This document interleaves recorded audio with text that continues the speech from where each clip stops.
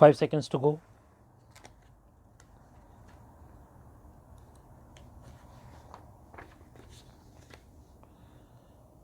Start.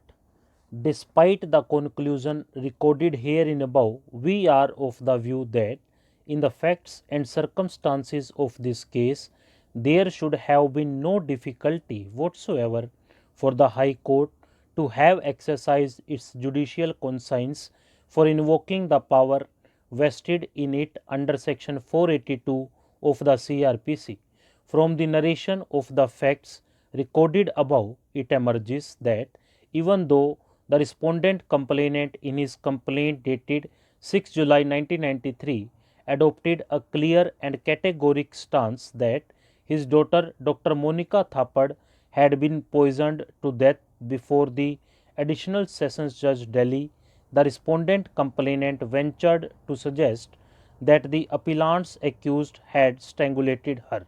The additional sessions judge Delhi summoned two of the doctors who were members of the medical board which had conducted the post-mortem examination and sought clarifications from them. He also recorded the statement of one of the said doctors. The additional sessions judge thereupon ruled out the plea of strangulation. When the respondent complainant himself was uncertain about the manner in which his daughter had allegedly died, the High Court should have viewed the matter keeping in mind the likelihood of the hurt caused to a father who had lost his daughter within 1 year of her marriage.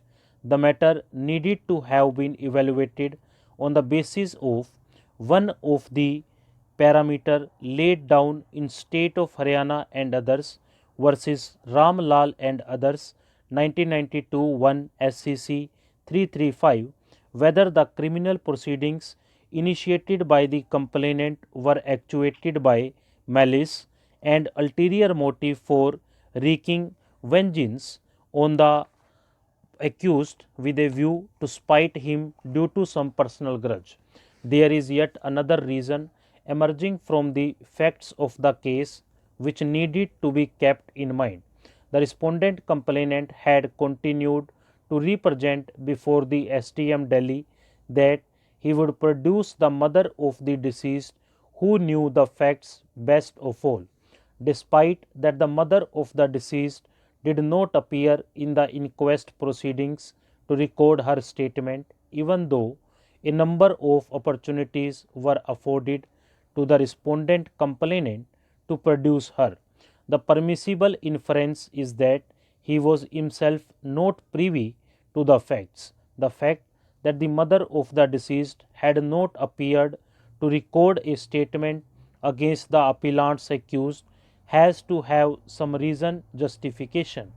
Would a mother who believes that her daughter had been poisoned, strangulated, restrain herself from recording her statement despite the persuasion of her husband?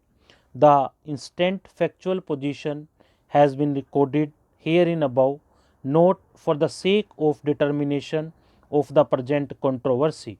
In a factual situation not as clear as the one in hand could be taken into consideration by a high court for recording its satisfaction on the parameters formulated above. For the reasons recorded herein above, criminal proceedings against the appellant's accused are hereby set aside. The order of the High Court is accordingly also set aside, but on grounds different from those taken into consideration by the High Court. The instant appeal accordingly succeeds. Stop.